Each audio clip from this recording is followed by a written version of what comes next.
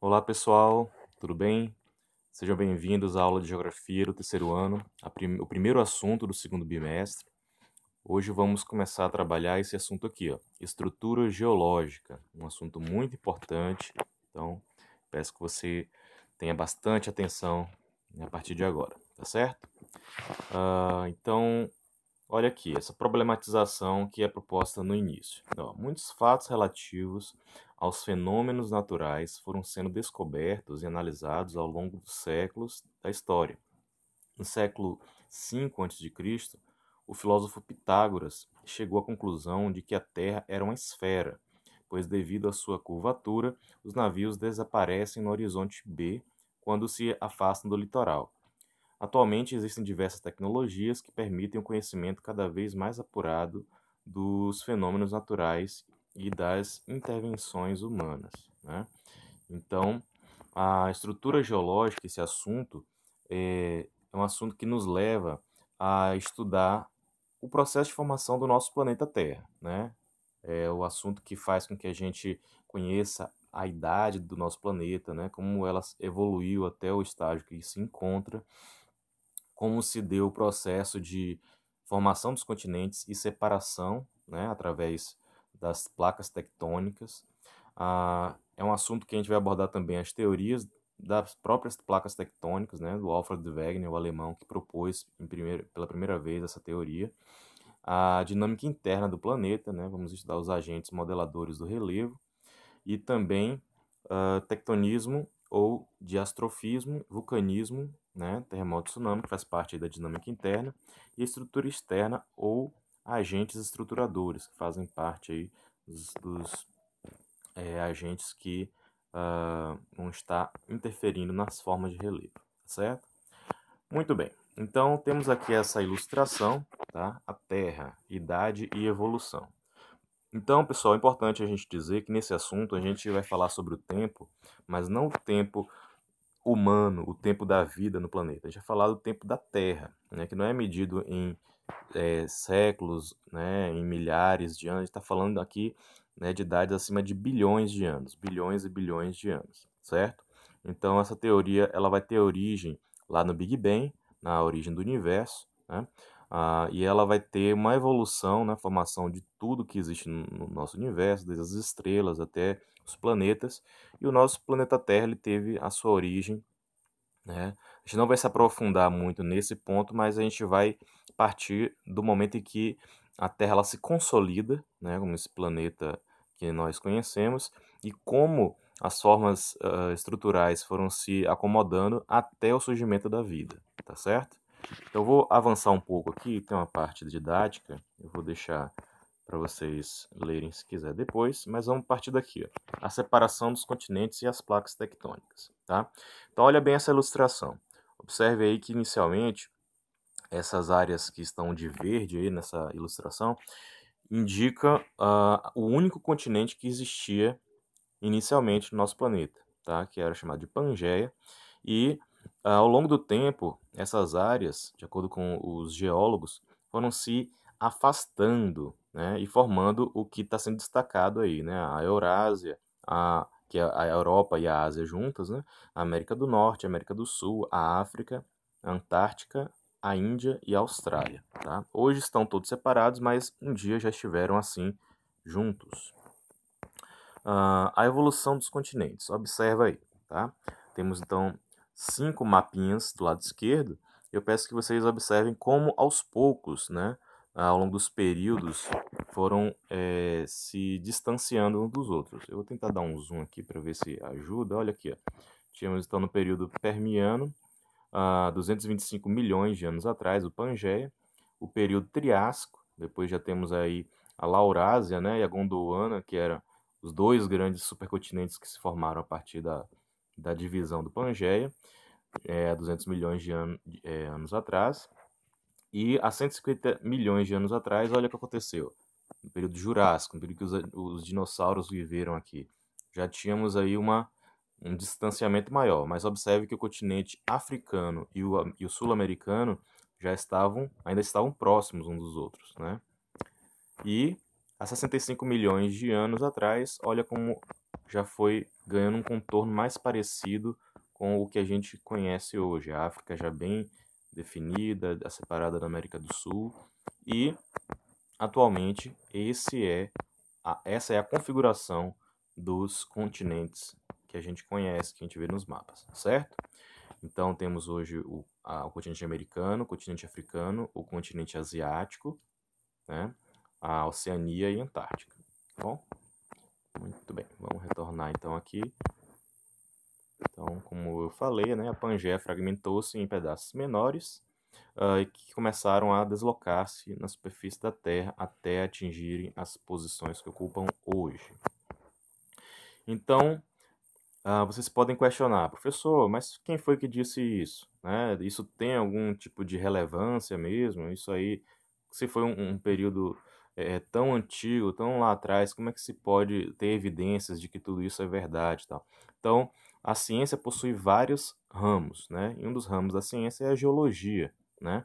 E nós temos aí o Alfred Wegener, um alemão geólogo que defende a teoria da deriva continental. Quais são os argumentos dele? Né? Ele fala sobre as caracterizações semelhantes que existem hoje entre os continentes que estão separados, né? Características morfológicas, ou seja, formas de relevo que se assemelham, né? Mesmo hoje estando em locais muito diferentes, é, similaridades geológicas, ou seja, tipos de rochas, né? A estrutura do subsolo daqui da América do Sul parece um pouco com a estrutura do solo africana, né? Paleontológicos, ou seja, através de achados, né, de espécies vivas que já estiveram aqui no planeta, que tem uma regionalização que transcende continentes, né, que passa a ideia de que já estiveram unidos, e paleoclimáticos, que também analisa aí, através da arqueologia, né, elementos do clima que ficaram datados no subsolo. Tá? E tudo isso é passível de estudo científico e tudo isso é analisado e considerado pelo Alfred Wegener na sua teoria da deriva continental, né? A teoria que justifica que os continentes já estiveram todos unidos no passado. Muito bem. Argumentos morfológicos. Então, olha aí o que eu falei. O Wegener, ele constatou que os continentes apresentam formas complementares, ou seja, o que estava em um termina, mas continua no outro, né, continente, permitindo tal como um jogo de encaixe de peças, né, quase que perfeito. Então ele ilustra aí como a América do Sul ela tem um contorno parecido com o contorno ocidental da África, né? A Índia, né, ela tem um encaixe muito bom aí, digamos, com o norte da Antártica, e a Austrália também, tá? Muito bem. Então essa aqui é o retrato do Alfred Wegener, né? E retrata basicamente os argumentos que ele utilizou aí nesse pequeno texto. Eu não vou ler novamente porque a gente já viu, tá bom? Então olha só esse outro mapa aqui que ilustra de forma mais clara os argumentos paleontológicos. Então vejam que essas cores indicam relatos de fósseis de plantas e animais que estiveram que hoje existem em várias partes do mundo e que de certa forma estariam se complementando, né, devido ao encaixe das espécies. Então observe que na América do Sul tínhamos aí essa espécie aqui, né, restos de fósseis de um Cynoganthus, um réptil terrestre do período Triássico de aproximadamente 3 metros. Então observe que é encontrado vestígios desse animal tanto aqui na América do Sul quanto aqui na África, né? Então, essa regionalização desses fósseis acabam servindo de evidências, né? Isso acontece também com outras espécies aqui, como a gente pode observar, não só de animais, mas também de plantas, certo? Em que consiste a teoria da tectônica de placas? Então, atenção para isso aqui. Essa teoria admite que a zona mais superficial da Terra, a litosfera, né, se a gente fosse comparar o planeta Terra a um ovo, seria a casca do ovo, está dividida em placas litosféricas ou tectônicas. Essas placas deslocam-se a pequena velocidade em direções diferentes. Tá? Então, tem placas que se deslocam em direções opostas, outras placas em direções que se encontram e outras placas que apenas dão uma rochadinha, né, entre elas. A litosfera é uma camada rígida que engloba a totalidade da crosta e a parte mais superficial e rígida do manto. A astenosfera, situada sob, ou seja, embaixo, na litosfera, e comporta-se como um fluido, né, que é o magma que a gente conhece, que sai dos vulcões, né, possibilita o movimento das placas. Então é como se a litosfera fosse um barquinho que estivesse navegando e a água é a astenosfera, né, que corresponde ao fluido que permite que haja esse movimento da litosfera na área mais superficial do planeta. Então essa ilustração aqui mostra mais ou menos o que a gente falou. Então olha só, aqui em laranja nós temos a astenosfera, em cima nós temos a litosfera e em cima nós vamos ter os oceanos, né, chamada crosta oceânica, parte da crosta que tem água, e a crosta continental, que é a parte da crosta onde nós vamos ter áreas continentais, áreas de terra, né, e rocha. Então, a litosfera, ela observe que nesse gráfico ela está no movimento uma de encontro com a outra, né? Essa aqui está vindo do Oriente para o Ocidente e essa está vindo do Oriente para o Ocidente, ou do Oriente para o Ocidente, estão se encontrando, né? E acontece um processo chamado submersão, né? Em que essas duas placas se encontram, é onde tem um encontro de placas, onde a gente vai ter fenômenos vulcânicos, né? Surgimento de cordilheira de montanhas, como a gente pode ver nessa ilustração aqui. E também as fossas marinhas, que são as fossas oceânicas, né? Que são as áreas mais profundas do planeta Terra, certo? Muito bem. Então, vamos lá. Principais placas tectônicas. Esse mapa é muito legal, gente. Olha isso aqui, tá? Nós temos, se você prestar bem atenção, o contorno dos continentes, né, numa coloração aí mais esmaecida, né, tipo uma marca d'água, e em destaque nós temos as cores amarelo, laranja, vermelho, lilás, né, roxo, indicando as placas tectônicas. Então, observe que nós estamos aqui, ó, no continente sul-americano, e embaixo do continente sul-americano está o quê? A placa sul-americana, que é essa placa lilás aqui, ó, que se encontra com a placa africana. Isso está embaixo dos continentes, embaixo dos oceanos, tá? E ela está se afastando aqui dessa placa africana, enquanto ela está se encontrando com essa outra placa azul aqui, ó, chamada placa de Nazca, tá? Então, esses movimentos aqui vão fazer com que haja ou a separação de um continente do outro, como é o caso, né, da placa sul-americana, a placa africana, que está separando os continentes da África e da América do Sul, né? E em outros casos nós vamos ter um encontro de placas, né? Como é aqui, por exemplo, nas Filipinas, né? A placa das Filipinas está se encontrando permanentemente com a placa euroasiática. Se você observar, né, teve um vulcão recentemente que entrou em erupção, né, aqui nessa região das próximas Filipinas, na ilha de Java, tá? Então vamos ter várias placas tectônicas, algumas se encontrando, outras se afastando, certo? E, professor, em qual tipo de movimento entre placas acontece atividade vulcânica, terremotos, tsunamis? Acontece, pessoal, nos tipos de placas que se encontram, tá? Então é difícil acontecer, por exemplo, terremoto aqui entre a América do Sul e a África, porque o tipo de movimento dessas duas placas aqui é de afastamento entre elas, certo? Já aqui no Japão, se a gente for analisar, né, a parte da Ásia, que o Japão está bem aqui, aqui a gente tem um número grande de placas que estão se encontrando, né? É por isso que essa região aqui também é chamada de cinturão de fogo do planeta, né? É uma região onde tem o maior número de vulcões ativos e terremotos, tremores de terra, tá bom? Vamos avançar. Por que se movem as placas, né? Então, olha essa explicação aqui rápida. As placas tectônicas movem-se a partir dos rifts devido às correntes de convecção de magmas na astenosfera. Então, lembre-se, o nosso planeta ele é como se fosse um ovo cozido, né? Então imagina aí a gema amarelinha lá dentro como o núcleo, aqui embaixo, e é uma das áreas mais quentes do planeta, né? A área mais quente do planeta. Isso gera uma ascensão, né, de tudo que está no centro em direção a áreas mais externas, né? Então essa pressão que sai do centro do planeta e vai em direção às áreas continentais, nas áreas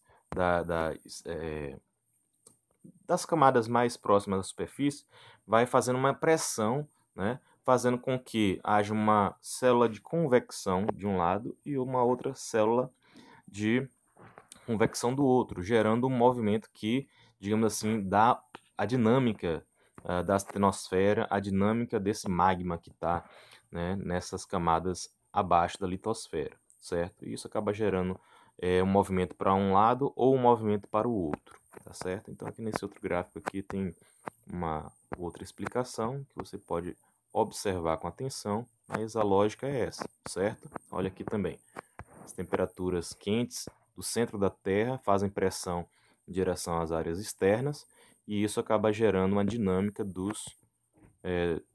da astenosfera, tá bom? E isso vai gerar, obviamente, áreas continentais, né, e áreas oceânicas. Então, limites das placas. Então, olha o que eu falei aqui. Ó. Limites divergentes. O que acontece?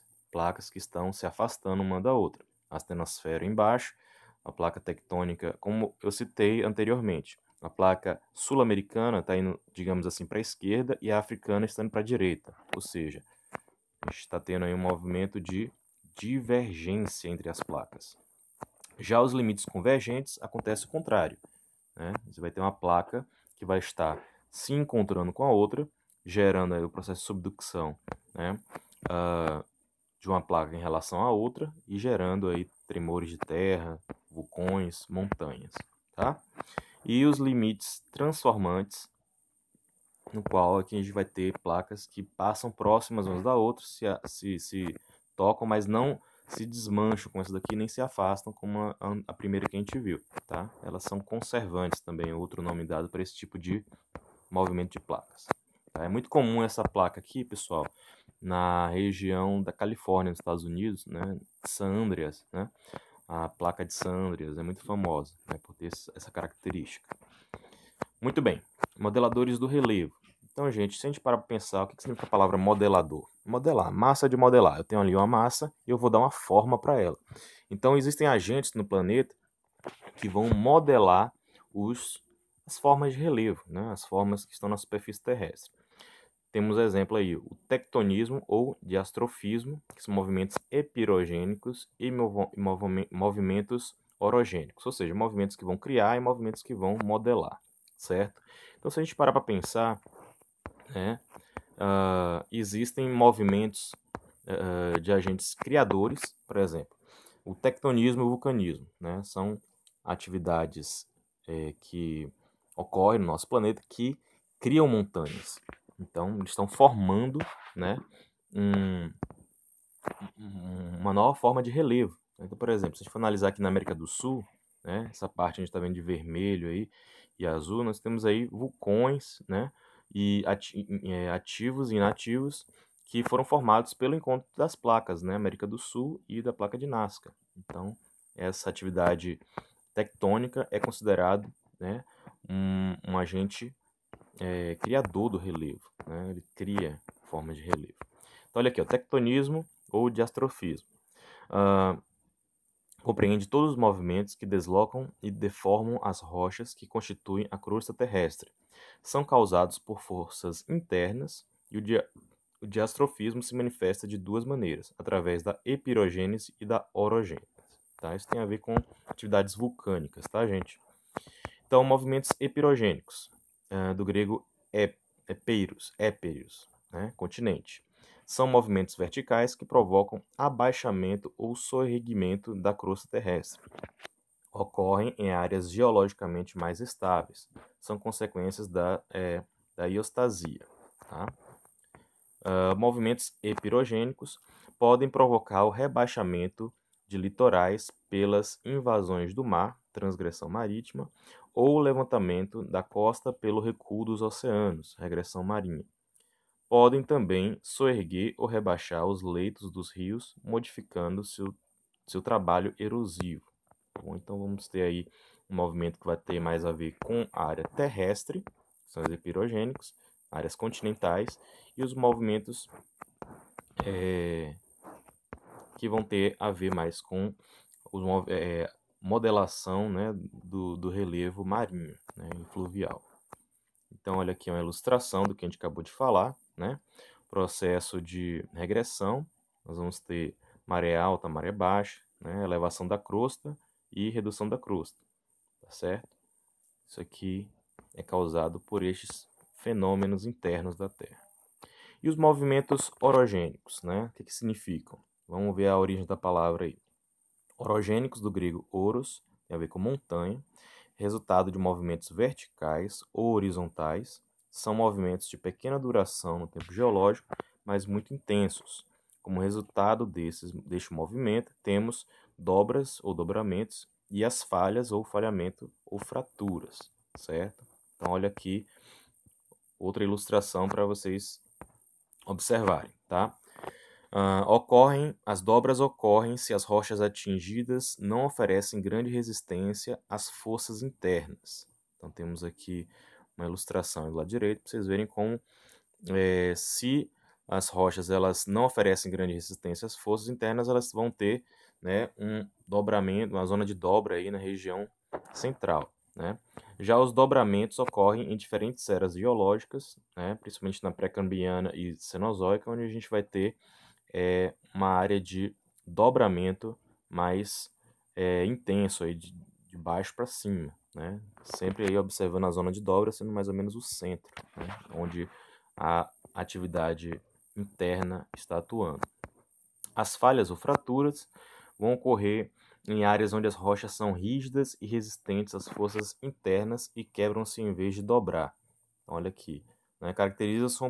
Caracterizam-se por um desnível do terreno, uma parte elevada e outra rebaixada. Então, observe, falha inversa, falha normal, falha transcorrente, tá? Tem a ver aí com o tipo de material da crosta, tá? Um exemplo muito claro disso é a cidade de Salvador, que é conhecida como cidade que é dividida em duas partes, a cidade alta e a cidade baixa, né? Houve ali uma falha, uma fratura, em que houve desnivelamento. Então, cidades onde você tem um bairro muito alto pode ser reflexo desse tipo de atividade, tá?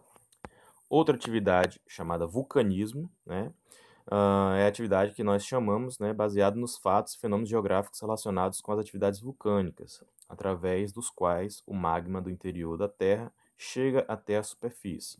Então, olha aqui a lógica dinâmica, né? Nós vamos ter uma câmara magmática, onde vai ter, de certa forma, o acúmulo do magma que vem da astenosfera, né? Temos uma área de conduto do magma, que fosse uma espécie de tubulação. Temos um dique, que é como se fosse umas fraturas que existem nesse conduto do magma. Tudo isso ocorrendo na área da litosfera, na parte interna do continente. Tá? As cinzas que vão estar associadas às rochas que estão sendo submetidas a altas temperaturas, que vão se fragmentando até virar cinzas. E a lava, que é o conteúdo, né, do magma quando sai para a área externa, certo? A cratera é o buraco que fica em cima, né, o orifício por onde vai sair todos os gases, detritos e fluidos, né? E ocorre aí esse fenômeno que acaba gerando renovação do relevo terrestre, né? O processo de modelação do relevo vai acontecer após essa formação do relevo, tá? Então, olha aí uma ilustração, né, de atividade vulcânica, né, como, por exemplo, um geyser, né? Olha só aqui como sai esse gás da Terra, né? Muitas vezes é em forma de gás, às vezes em forma de água, né? É muito comum em áreas onde você tem atividade vulcânica, né? Atividade de geysers, né? Que nada mais é do que a água que está próxima a essas áreas muito quentes, né? De atividades vulcânicas, e acaba chegando à superfície. Aqui na região norte, no estado do Pará, em Paraupebas, temos o chamado Vale do Pedra dos Garimpos, se não me engano. Acho que é isso. Que é uma região onde tem uma atividade vulcânica, onde as pessoas visitam um local de banho, onde temos águas termais, né? Também tem uma certa influência de uma atividade vulcânica antiga nesta região, tá? Abalos sísmicos ou terremotos.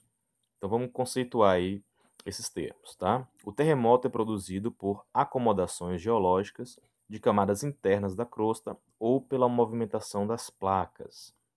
Então, quando a gente tem, por exemplo, placas tectônicas que estão tentando se acomodar umas nas outras, né, num processo de encontro de placas, isso pode gerar abalos sísmicos, que é uma espécie de ondas que se propagam das áreas mais internas da Terra até a superfície, gerando os terremotos como a gente conhece, né? Em limites transformantes, onde não há convergência nem divergência de placas, podemos citar como exemplo a falha de San Andreas, na Califórnia, nos Estados Unidos, e a falha de Anatólia, na Turquia, né? Esse primeiro nós citamos anteriormente aí. O aparelho utilizado para medir a intensidade de um terremoto é o sismógrafo, que segue a escala Richter, uma escala com 10 graus, cada um indicando uma intensidade 10 vezes maior do que a outra, tá? Então temos aí um terremoto que pode variar de 1 até 10 graus na escala Richter, tá? Um para o outro é sempre 10 graus a mais, tá? 10 vezes maior do que o outro. Abalos sísmicos ou terremotos. Então, olha só aí essa ilustração mostrando como a crosta terrestre, né, as áreas continentais são afetadas. Então, olha só. Temos aqui uma figura mostrando alguns prédios, né, que foram afetados por um terremoto. Olha só como eles inclinaram, alguns caíram, como esse do centro aqui, né? Então, os terremotos eles afetam muito a vida humana na Terra, né? Muitas vezes causando aí catástrofes de grandes proporções. O tsunami, pessoal, nada mais é do que o reflexo desses abalos sísmicos em áreas oceânicas, né? O tsunami em si é uma onda gigante que vai sendo formada à medida que ela vai se aproximando das áreas mais rasas, nas áreas mais próximas aos continentes. Então, quando você estiver numa praia e vê o mar regressando demais, né, do oceano, e não estiver sendo uma maré baixa, né, for uma coisa muito rápida, você vai embora da praia rapidamente, porque com certeza, né, vem uma tsunami gigantesca, como já aconteceu em vários lugares do planeta, principalmente na Ásia, né? Os principais processos exógenos são. Então, pessoal, olha só, exógenos vem de área externa, tá bom? Então, os principais processos são intemperismo, erosão e sedimentação, tá bom? Então falamos dos processos que formam o relevo, agora vamos falar dos processos que modelam o relevo, tá? Que desgastam o relevo. Então o intemperismo, a gente vai ter vários exemplos, como a chuva, a neve, a ação dos ventos, né? O calor do sol.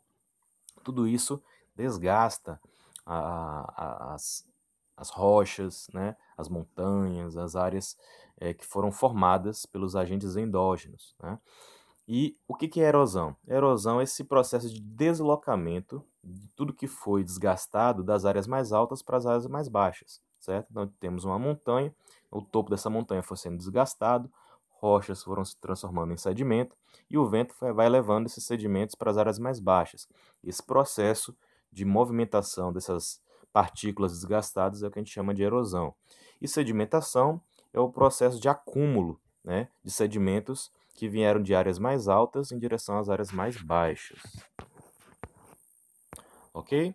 Então, pessoal, por hoje é só.